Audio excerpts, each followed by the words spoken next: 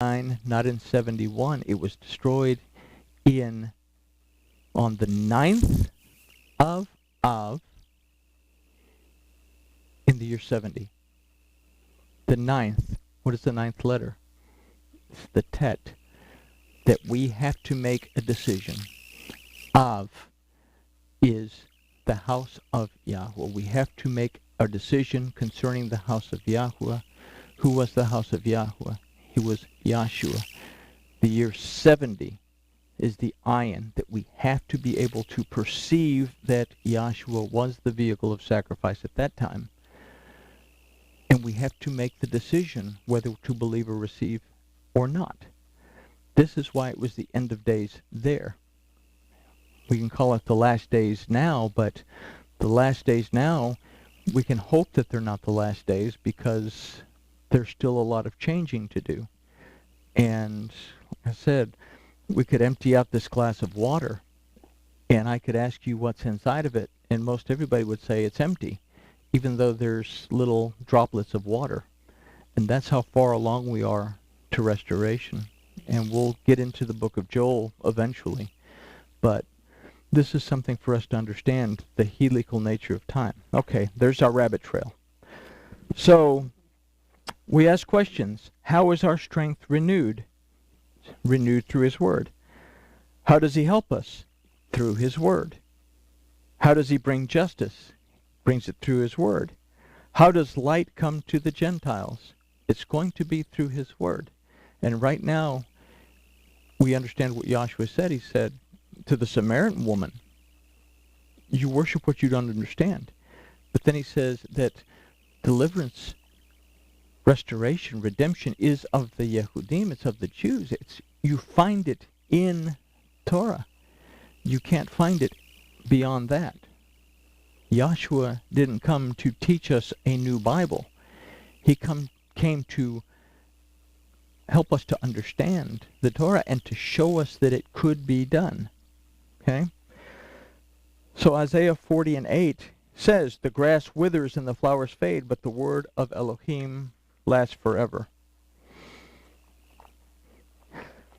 Okay, the Word willingly became the Tav, the vehicle of sacrifice, to once and for all seal the covenant between Yahweh Elohim and you and I. The Tav is the covenant made through the Word, and part of that covenant is that Elohim will not leave us or forsake us, especially in times of trouble. Then he says, who was dead and came to life. Yes, Yahshua died and was resurrected and seen alive by many, but this phrase illustrates the power and the ability of Elohim to renew life. Okay? And this is something that we really need to see in the resurrection of Yahshua more than anything else, that Elohim can restore life, even in the most trying circumstances. Lazarus dying and being brought back to life because he had the flu was nothing compared to being tortured to death. Okay? Yahshua's body was literally ripped to shreds, the bones dislocated, disfigured, but he was restored. All except for a couple of holes in his hands and a hole in his side so he could prove his point. Okay?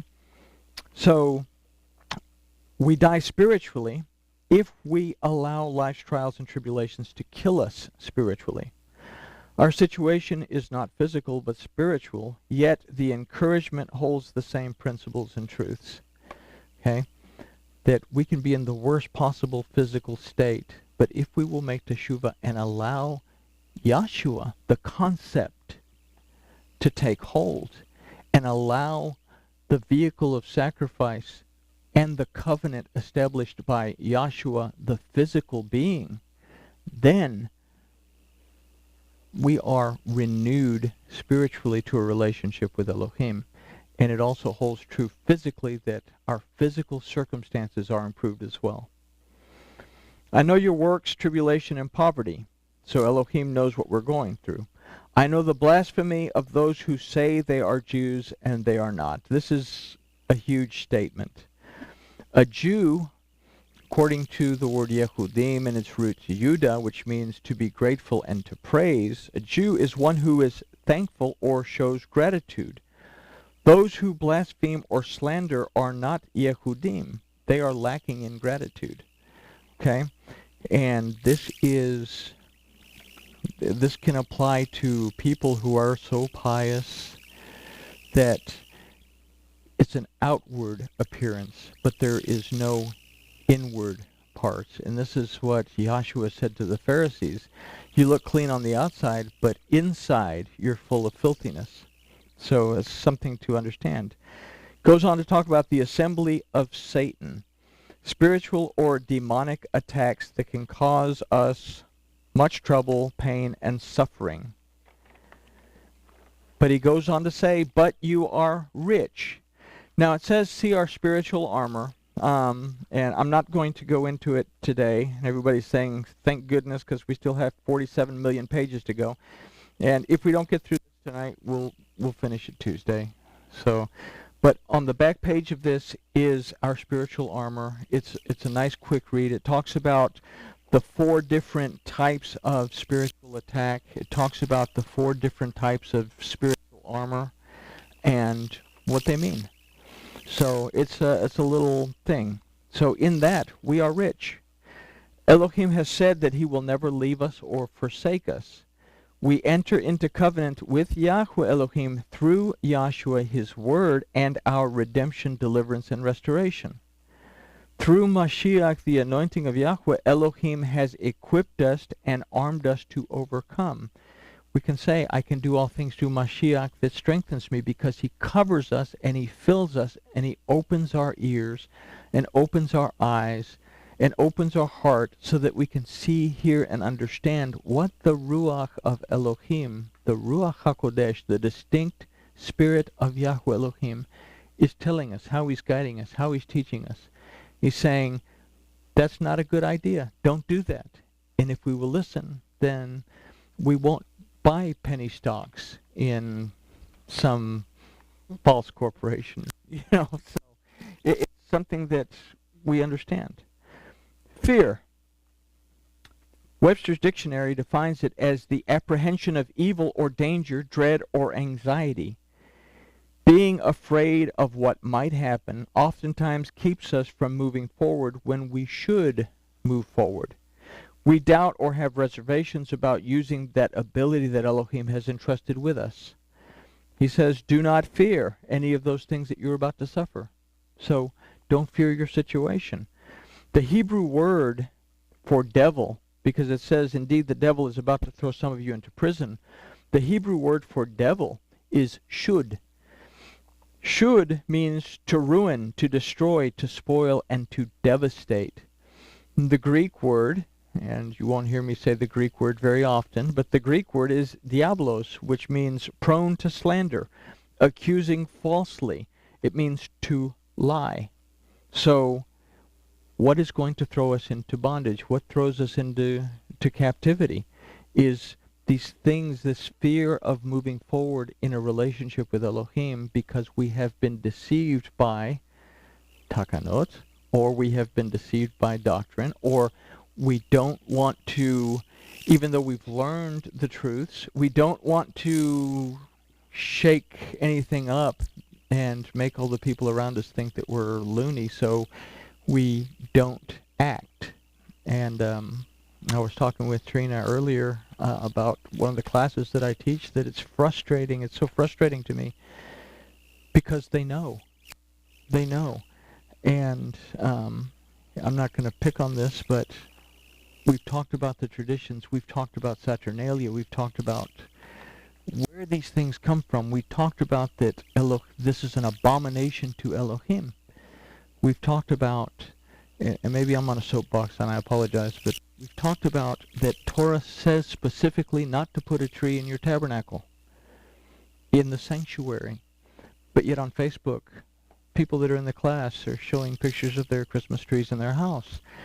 One lady posted a picture of their sanctuary at this particular church with their beautiful tree right smack in the middle of the sanctuary. You worship what you don't understand. This is what Yahshua was saying. What were the Samaritans doing?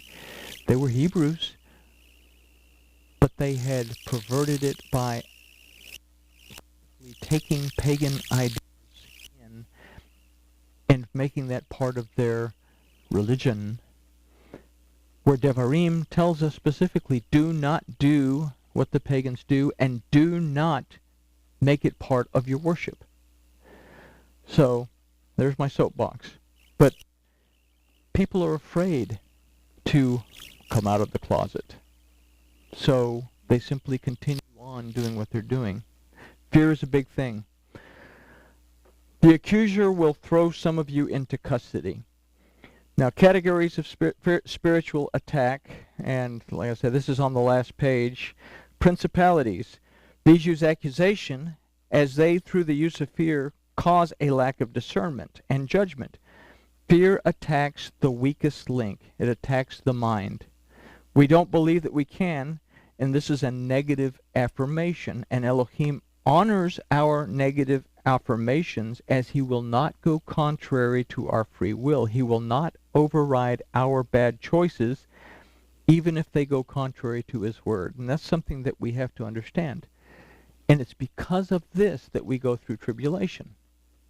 Elohim does not put us into tribulation. We put ourselves there because we allow the accuser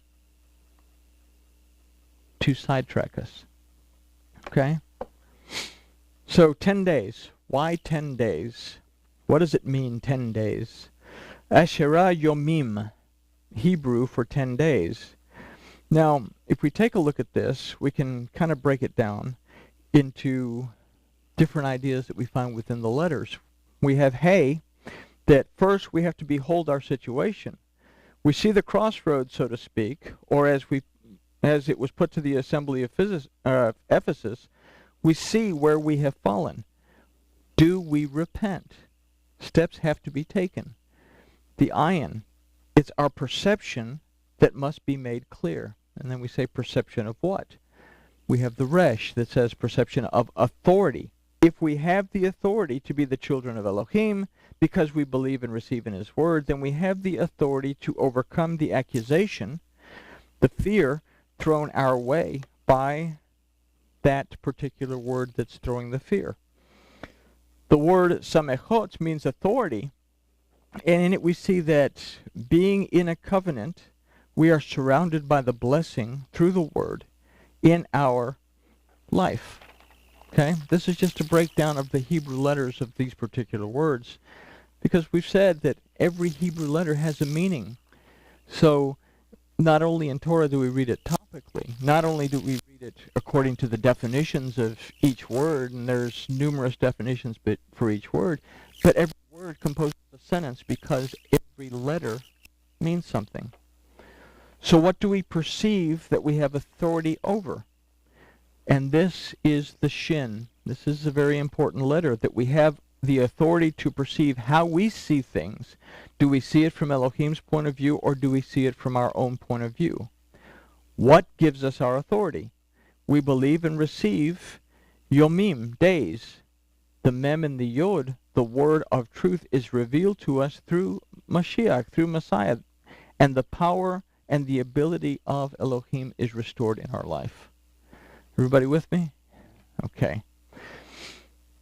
So, if we believe and receive the word of Elohim, and we stand on the authority given to us as his children, then we receive the crown of life.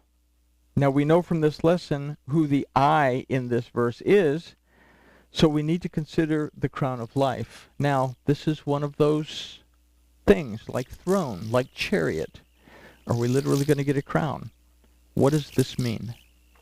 So, we take out the Greek, and we put back the Aramaic. The Aramaic, the crown of life, is Kalelia Dechi. Now, in Hebrew, it's kind of sort of the same thing for crown of life, but both are rooted in the same letters, that they're rooted in the kaf for crown and the het for life. Okay? If we put these two words together, the kaf and the het, we have a word kach, which in Hebrew means power. We stand firm, we are not moved, and we receive power to overcome. This is different than receiving a crown. What he's actually saying is we receive the power to overcome. We receive that from believing and receiving Yahshua as the concept of his redemption, deliverance from whatever it is that we get ourselves into, and restoration from whatever it is that we've gotten ourselves into, and his rest. And we have the power, if we believe and receive the concept that was provided by the physical being Yahshua, who was the vehicle of sacrifice, to restore the covenant between Yahweh and human beings, then we understand that we can enter back into the covenant that Adam had with Elohim. Okay? So we receive the power. The first, Yahweh, and the last, the Word, our redemption, deliverance, and restoration, the anointing of Yahweh, Mashiach, become all the components of our spiritual armor, and thus we overcome. So we go back to he that has the ears, let him hear, goes back to the Shema. Hearing is to make an all-encompassing, life-changing act of love and reverence to Yahweh Elohim by entering into a relationship, and we read that earlier. Now, to overcome, it says, he who overcomes will not be hurt by the second death. To overcome is to become Israel. Israel is not just a place. It's a state of mind. It's a state of being.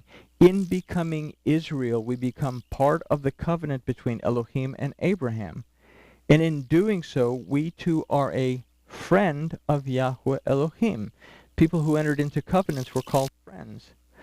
Now, belief and receiving of Yahshua as the Word of Elohim and as our Redeemer, Deliverer, and Restorer transforms us from mere friendship into being the children of Elohim and having that authority. Israel means that Elohim prevails. When we recognize that Yahweh Elohim is greater than we are, and as such greater than our problems and our issues, then we overcome. He prevails in our lives. It is Satan, the devil, that steals this from us, from bearing witness against us. Okay? Everybody doing okay? All right. If we need to stop and go on next time, somebody just ring a bell. Okay. So Pergamos, where do you dwell? It is one thing, and this is probably a very important statement, it is one thing to know what we believe. It is another thing to know why we believe it. Okay? Elohim sought Adam in the garden, not because he didn't know where Adam was, but because Adam's belief system had been compromised. The word of Elohim says we know that to add or to take away from it is apostasy. To believe another message and to worship Elohim in accordance to this apostasy, or in accordance to this falsehood, is also apostasy. There's a whole bunch of scriptures there, so when you take it, there it is. We see this apostasy being repeated over and over throughout the Tanakh and Brit Hadashah, and then we also see this apostasy repeating itself in the religions of today. This is why we need the physical presence of Yeshua HaMashiach in the New Jerusalem as the high priest in the order of Melchizedek, because he cannot be corrupted. He cannot be corrupted by greed and all the other things that corrupt leaders. And in the New Jerusalem, he will be able to lead us according to the righteousness of Elohim.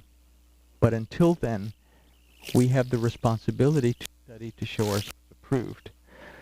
So we see this apostasy being over and over. The doctrine of Balaam, and is likewise its of the Nicolaitans. And you're saying, what in the world does that mean? So we have to go back to examine Ish and Isha to understand what this is. And we say that Adam was one, divided into Ish and Isha. Ish, man, represents the physical aspects of our relationship with Elohim, which is prayer, study of the word, worship, and doing mitzvot. Isha, woman represents our spiritual aspects and what results from the prayer study of the word, worship, and mitzvah. Said she shall be called Isha because she came out of Ish, that the spirit manifests itself. Our spirit comes out when we perform these physical acts of worship. And then this is an important concept, an important verse for us to understand what's going to happen in this idea of Balaam as apostasy. Adam said, "This is now bone of my bones and flesh of my flesh. She shall be called Isha because she was taken out of Ish." That's an important thing. Within our worship is our spirit. And in acts of reverence, that spirit comes forth and out. So, he's talking about a two-edged sword in the verse in Ephesians. He says, "For the word of Elohim is living and all efficient, powerful, and sharper than a two-edged sword, and enters even the deep penetration of the soul and the spirit, and the joints and the marrow and the bones, and judges the thoughts and reasonings of the heart." Okay? This is there in Revelation, in Pergamos. Okay? That's a very, very important statement. The two-edged sword that thrusts in, but he also uses physical analogies that it goes into the soul and the spirit, but it also, the joints, the marrow, the bones. Okay? So he's using a physical analogy for us to understand. If we understand that Adam said, "This is now bone of my bones and flesh of my flesh, she shall be called Isha," we see a relationship now, how the sword penetrates through our worship and into our spiritual being. Okay? And hold that thought, because we can cut out most of this and we'll go to the next page. Well, actually, Elohim knows us. He knows where we dwell. He says he knows our works, our thoughts, and our actions. They're already known to Elohim. He also knows where we are, where we dwell. He knows the temptations that we're faced with. He knows the things in our day-to-day in which we are exposed. He knows about the distractions and the enticements, etc. Where the throne of Satan is, this is on the next page. The world. We are surrounded by it. We can't get around it. We make decisions based on this fact of life. And there are times when those decisions that we make cause distress. Okay? We've all made the wrong decisions. I've really made the wrong decision once or twice in my life. At least once. I think I was just mistaken, though. Sometimes doing what is right appears to be impossible in comparison to doing what is wrong. Holding fast to the name of Elohim and to our faith in him is difficult. Even today, we are ridiculed for doing so. If we do not conform to certain doctrines or traditions, or we simply don't conform to certain norms in society. Yahshua did not mince words. He very clearly said, "You don't know what you worship."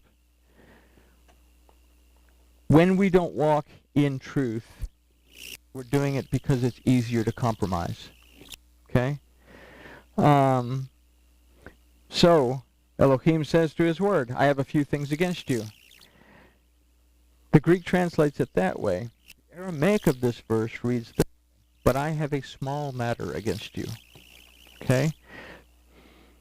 These few things have been downplayed as a small matter according to Elohim.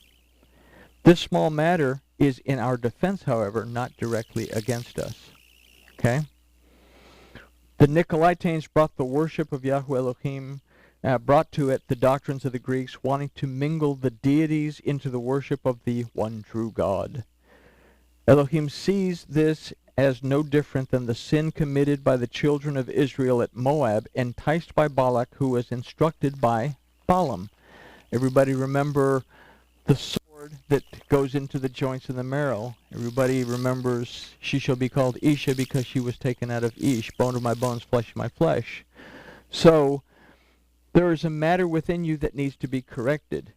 He makes it positive in that it is your woman. He's talking about you tolerate your woman Jezebel. We all have a woman Jezebel. We tolerate the woman Jezebel. because sometimes it's easier to tolerate it and compromise than it is to put out the woman Jezebel. Says it makes it possessive. It's your woman. This represents a problem in our spiritual state. The messenger is the spiritual aspect that keeps us, our assembly, connected to the realm of Elohim.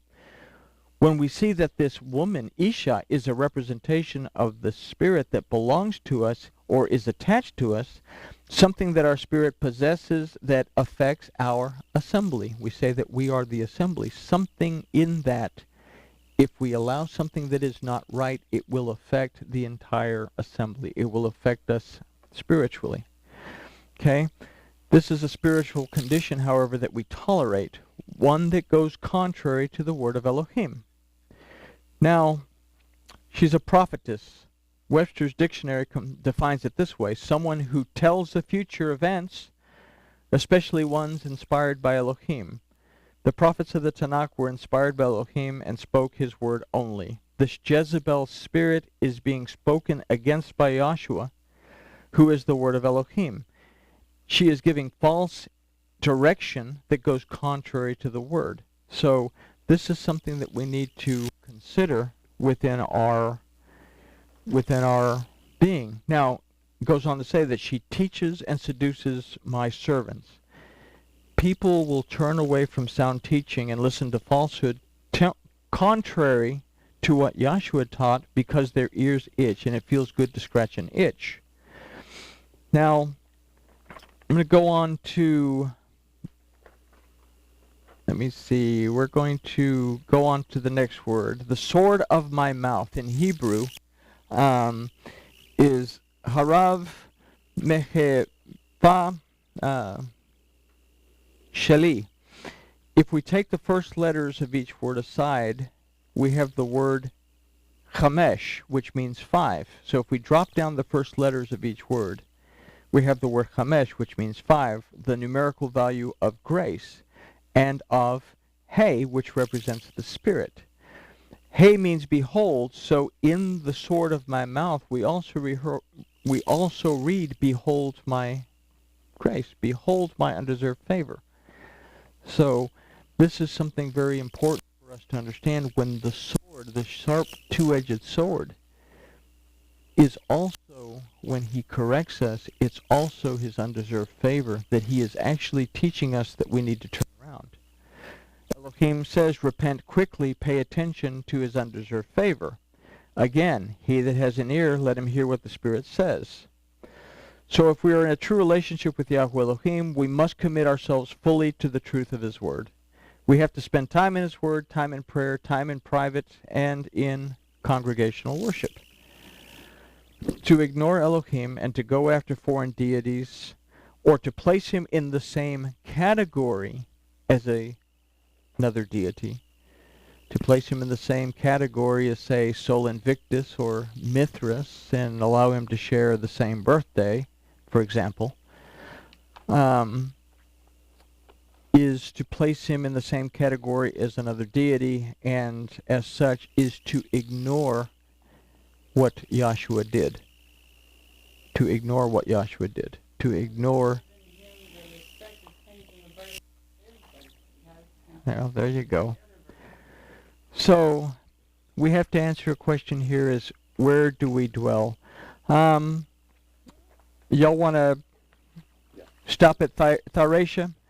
We got halfway through, and we'll polish it up. We'll polish it up Tuesday, and then by then I should have the first verse of Ezekiel done. So we had 4 on the first, so we're trying to tone that back a little bit. Read it through, and if we're good to go, then we're good to go. So yes. When you start teaching the Ezekiel, do we need to have this with us? Now this is get us ready for that. This is a foundation, and this is something that you can refer back to. I say these are for you to put in your library or whatever. Refer back to them.